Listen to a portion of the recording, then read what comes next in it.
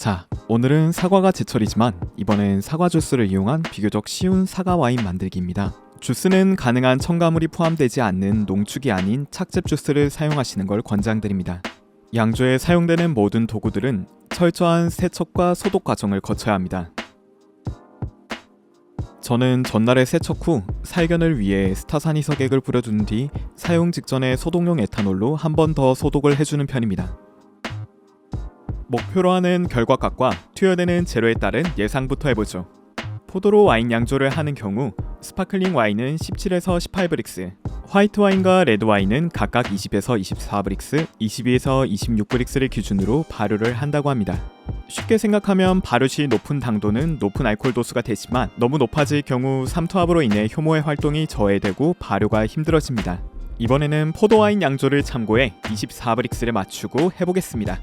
당을 이용한 알코올 도수 예상은 공식에 따라 이론적으로 51.1%이니 24브릭스의 경우 완전 발효 기준 이론적으로 12.264%가 최대이겠네요.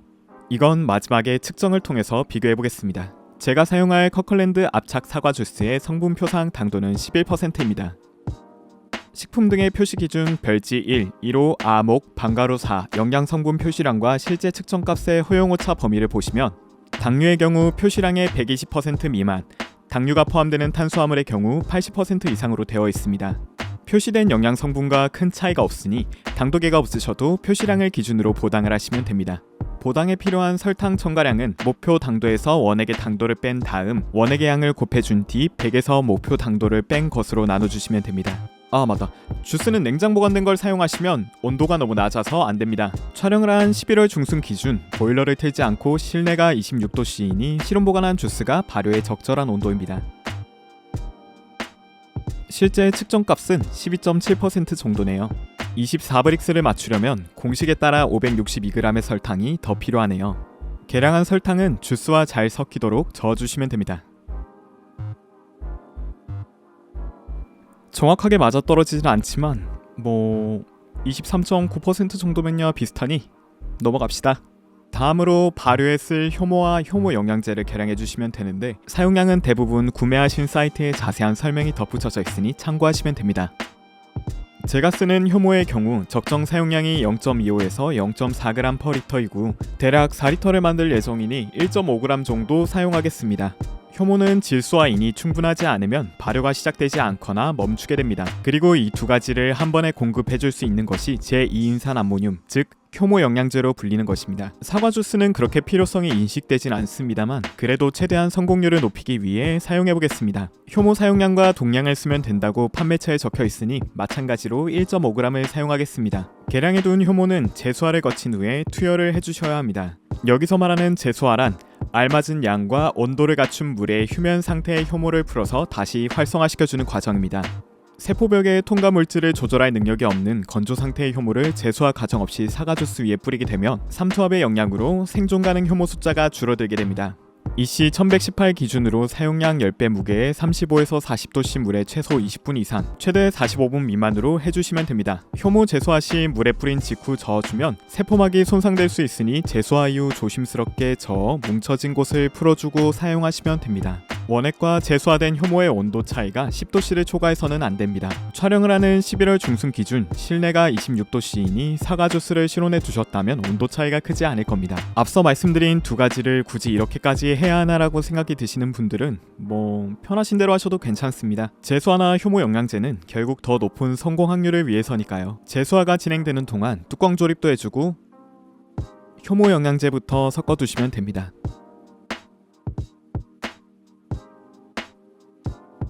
제수화가 완료된 효모는 조심스럽게 섞거나 흔들어서 풀어주신 후 발효조에 투입한 뒤 살살 저어주시면 됩니다.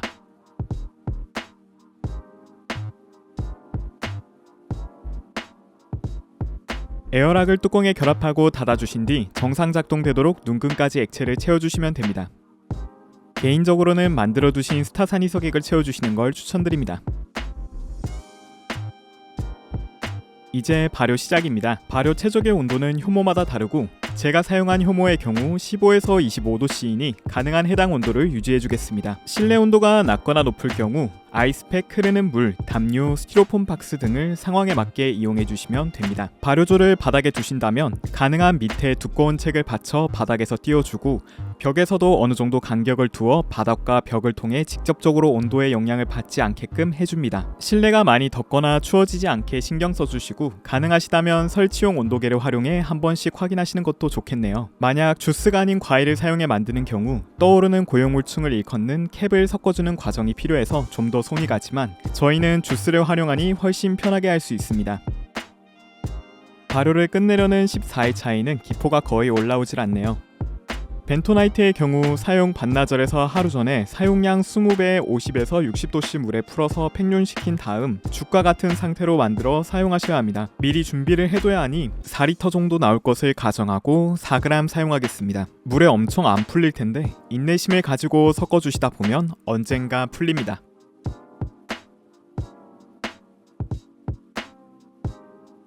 죽처럼 만들라고 해놓고선 니 건 왜 이렇게 묽냐고 하시면 물 온도 맞추려다가 30ml 정도를 더 사용해서 묽은데 물을 정량 맞추시면 회색빛의 지점토 죽 같은 게 완성됩니다. 그런 상태가 완성되면 랩을 씌워서 냉장고에 넣어두시면 됩니다. 실온에 그냥 두면 좀 그렇죠? 거의 완성된 술에 섞을 건데 이상한 미생물이 섞이면 안 되니까요. 발효가 끝난 후엔 사이펀을 이용해 다른 통으로 옮겨준 후 산화 방지와 살균 처리, 청징을 해줘야 합니다. 최대한 발효조 밑에 가라앉은 찌꺼기가 포함되지 않게끔 사이펀을 조작하시면 됩니다. 여기선 극한의 이득보단 조금 더 버리게 되더라도 찌꺼기를 가능한 걸러내시는 게 품질에 좋은 영향을 줍니다. 사이펀의 원리상 들어가는 곳과 나오는 곳에 높이 차를 줄 수밖에 없는데 계량컵도 작은 걸 쓰니 자꾸 끊어줘야 해서 엄청 번거롭네요. 다음엔 5리터 계량컵으로 사오겠습니다.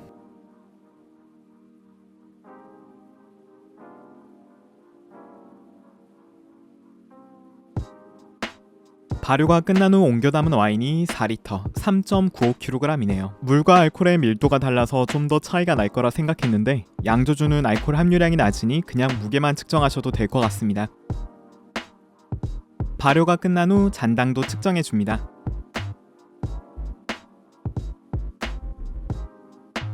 이거 뭔데 11.5%냐? 이 정도로 발효가 덜 되진 않았을 텐데 청진까지 끝내고 증류해서 확실히 측정해보도록 하겠습니다. 옮겨진 술에는 아왕산과 소르빈산 칼륨을 이용해 처리를 해줍니다. 일종의 방부제와 보존료를 생각하시면 되는데 완성된 술을 빠른 시일 내에 소비하신다면 굳이 안 하셔도 되긴 합니다. 이 두 가지는 식품 첨가물로서 발효식품이나 가공육류, 과채음료 등에도 쓰이지만 정해진 사용량과 과다 섭취 시에 부작용이 있으니 적정량 사용하셔야 합니다. 식품 첨가물 공전 사용 기준으로 아왕산은 잔류 이산화황이 0.35g/kg 미만, 소부산 칼륨은 소부산으로서 0.2g/kg 이하입니다. 두 가지 모두 최대치에 가깝도록 사용해 보겠습니다. 아황산의 경우 투입량을 결정할 때 고려해야 하는 사항이 많습니다. 과다 사용으로 인한 품질 저하, 농도 측정 필요, 알러지 등이 있지만 현실적으로 가정에선 이산화황 측정에 어려움이 있어서 가이드대로 하겠습니다. 하지만 와인 양조학 서적에는 발효 중인 효모가 이산화황의 내성이 있고 한국의 규정인 0.35g/kg의 양으로는 효과를 기대하기 힘들다고 합니다. 그럼에도 불구하고 사용을 해보자면 메타중 아황산 칼륨에서 이산화황은 58%로 규정치에 맞추면 메타중 아황산 칼륨을 0.602g/kg 사용하시면 됩니다. 소부산은 공기가 없는 조건에서 효모의 증식을 방해하며 당의 발효를 막습니다. pH 3.0에서 4.0에 효과적이며 알코올과 이산화황이 있을 때 만족할 만한 결과를 얻을 수 있습니다. 소부산 칼륨에서 소부산은 74% 정도이며 한국의 규정에 맞추자면 소부산 칼륨의 투입량은 0.27g/kg입니다. 정밀 저울을 이용해 최대한 맞춰주시고 잘 섞어주시면 됩니다. 청징은 와인을 맑게 만들어주기 위해 필요한 과정입니다. 벤토나이트는 음전화를, 젤라틴은 양전화를 띄어서 각각 양전화를 띈 단백질, 음전화를 띈 페놀 중합체와 결합을 통해 청징이 되는 원리입니다. 그렇기에 벤토나이트와 젤라틴을 함께 사용하셔야 더욱 큰 효과를 보실 수 있습니다. 사용량은 벤토나이트 0.2g에서 1.5g/리터, 젤라틴 1에서 5g/리터입니다. 젤라틴은 끓인 물에 완벽하게 녹여서 1% 용액으로 만든 다음 뜨거운 상태에서 넣어주시면 됩니다. 첨가하실 때는 천천히 부으면서 와인과 완전히 섞이도록 교반을 해주셔야 합니다. 미리 만들어둔 벤토나이트 용액도 꺼내서 한 번 더 섞어준 뒤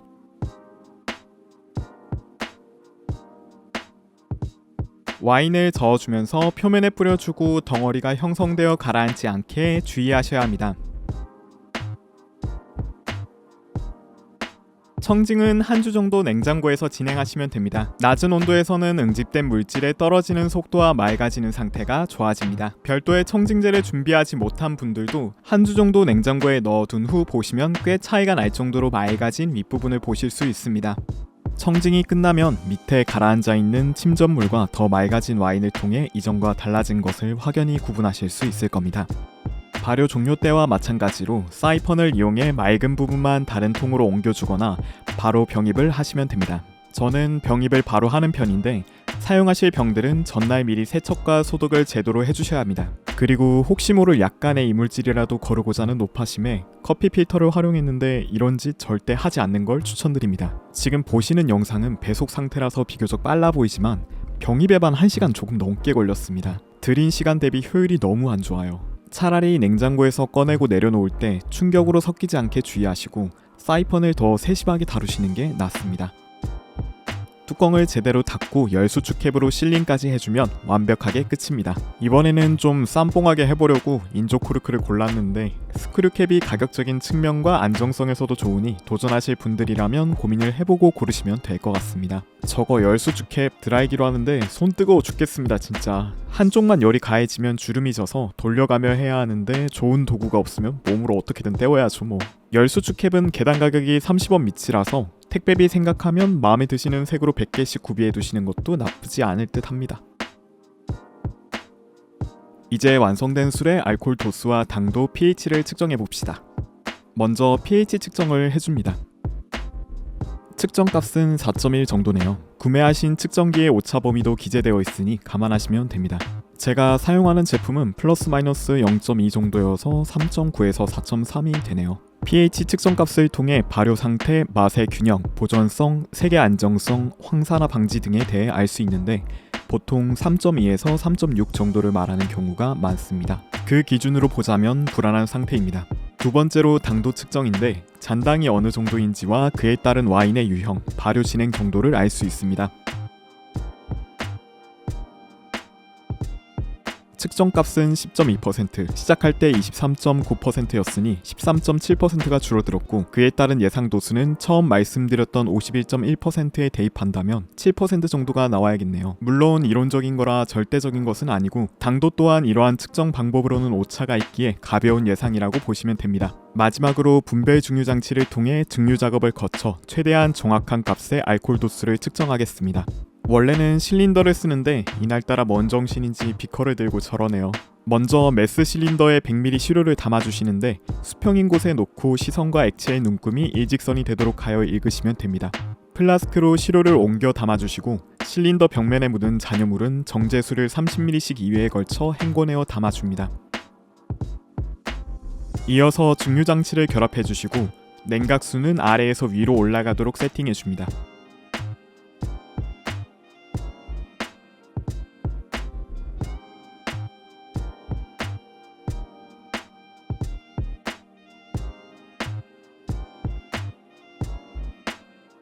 예상 알코올 도수가 13% 미치기에 90에서 100도씨 사이 증류가 시작될 겁니다. 기화된 에탄올과 물은 냉각 장치를 통해 다시 액체가 되어 비커에 모이게 됩니다. 70에서 80ml 정도를 받아주신 뒤 증류수를 넣어 100ml로 맞춰줍니다.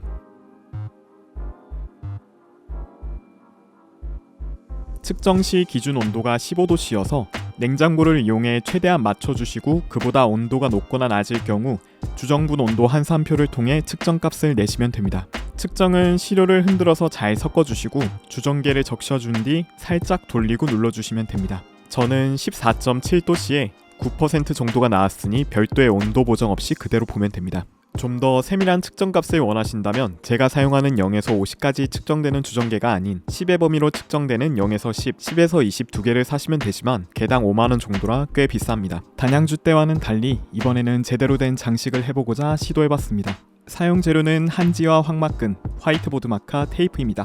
적당히 병목까지만 내려오도록 한지를 정사각형 모양으로 재단해주고 막근도 적당한 폭만큼 감싼 뒤 매듭을 지을 수 있는 길이를 감안해 모두 동일한 길이로 잘라둡니다. 재료 손질을 하는 동안 술의 변질이 우려되어 냉장고에 넣어둔 데다 사용한 한지가 얇다 보니 결로로 인해 찢어질까봐 매우 조심스러웠습니다. 막의 윗부분에 한지가 들뜨지 않도록 쓸어내려 붙여주고 고무줄을 이용해 막근을 감을 윗부분을 고정해두면 좀 더 수월하게 작업을 할 수 있었습니다. 라벨은 검은색 한지에 화이트 보드 마카로 표기했습니다. 적당한 사이즈로 재단한 한지에 술에 간략한 정보를 기입하고 결로로 젖어서 번지거나 찢어지지 않게 뒷면은 미리 테이프를 붙여뒀습니다. 한지가 매끈한 면과 거친 면이 있는데 매끈한 쪽은 글씨가 잘 써지지 않고 한지의 질감이 잘 느껴지지 않아서 거친 면을 활용했습니다. 붙이기 전에 물기는 제대로 닦아내셔야 테이프가 붙습니다. 3번을 겹쳐 붙이다 보니 좀 지저분하게 됐네요. 다음에는 장폭 테이프를 사용해서 겹쳐진 자국이 남지 않게 해야겠습니다. 테이프에 기포가 남지 않게 제대로 밀어가며 붙여주시고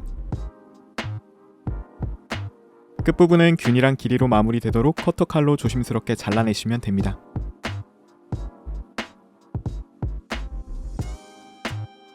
과정이 어설프기 짝이 없는데 모아놓고 보니 제법 그럴싸해서 혼자 만족 중인 상태입니다. 시음은 애매하게 남아있는 녀석으로 해보겠습니다. 이거 인조 코르크가 생각보다 빡빡해서 잘 안 빠집니다. 빼는데 애먹고 부러질까봐 무섭지만 그것이 낭만이니까 다음에도 코르크 쓸 겁니다.